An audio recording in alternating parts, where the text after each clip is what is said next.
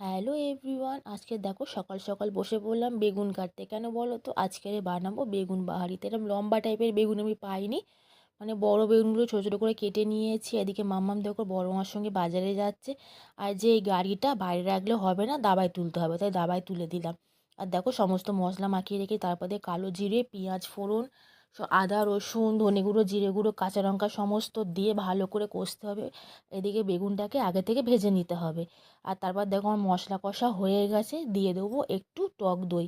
দিয়ে তারপর দেখো আমাদের সায়ন গেছে বাগানে ধনেপাতা তুলতে, আর নিচ থেকে দেখো হাঁসছে আর বলছে কাকি এতে হবে। তো তারপর বেগুনগুলোকে দিয়ে দিলাম, কিছুক্ষণ রাখার পর গরম মশলা আর আমাদের বাগানে ধনেপাতা দিয়ে নামিয়ে নিতে হবে। নামানোর আগে একটু টেস্ট করে দিলাম, দেখলাম বেশ ভালোই হয়েছে। তোমাদের দাদাভাই দেখো বাজারে যায়নি, মানে ঘরেতে ঘুমাচ্ছে। আর আমার বেগুন বাহারি পুরো রেডি হয়ে গেছে, কালারটা কত লাল লাল হয়েছে। তো ভিডিও তোমাদের কেমন হলো ভালো, চ্যানেল সাবস্ক্রাইব করে দিও আর আমাদের পাশে থেকো। বাই।